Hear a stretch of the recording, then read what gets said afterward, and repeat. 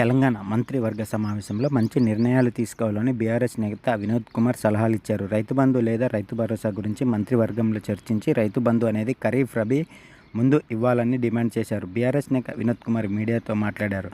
ప్రధానమంత్రి నరేంద్ర మోడీతో సహా పలువురు ప్రముఖులు రైతు బంధు పథకాన్ని ప్రశంసించారని, పీఎం కిసాన్ పథకానికి కూడా రైతు బంధు స్ఫూర్తి అని కొనియాడారు.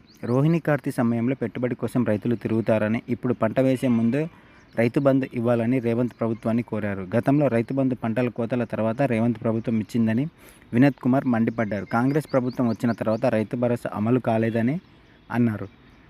మంత్రివర్గ సమావేశంలో రైతుల పట్ల సానుకూల నిర్ణయం తీసుకోవాలన్నారు. జూన్ మొదటి వారంలోనే రైతులకు 7,500 రూపాయలు విడుదల చేయాలని, ఆ దిశగా కేబినెట్లో నిర్ణయం తీసుకోవాలని, వర్షాకాలంలోనే ఎక్కువగా సన్నవడ్లు పండిస్తారని, రబీలో నూకల శాతం ఎక్కువగా ఉంటుందని, రైతులు సన్న రకాలు సాగు చేయరని, క్వింటాలకు 500 రూపాయల బోనస్ సన్నవడ్లకు ఇస్తామనడం రైతులకు మోసం చేయడమేనని మండిపడ్డారు. అన్ని రకాల వడ్లకు 500 బోనస్ ఇవ్వాల్సిందేనని వినోద్ కుమార్ డిమాండ్ చేశారు. తడిసిన ధాన్యం రైతుల దగ్గర ఎంత ఉన్నా ప్రభుత్వం కొనుగోలు చేసి తీరాల్సిందేనని స్పష్టం చేశారు. జూన్ మొదటి వారంలోనే రైతులకు 7,500 రూపాయలు విడుదల చేయాలని, ఆ దిశగా కేబినెట్లో నిర్ణయం తీసుకోవాలని వినోద్ కుమార్ స్పష్టం చేశారు.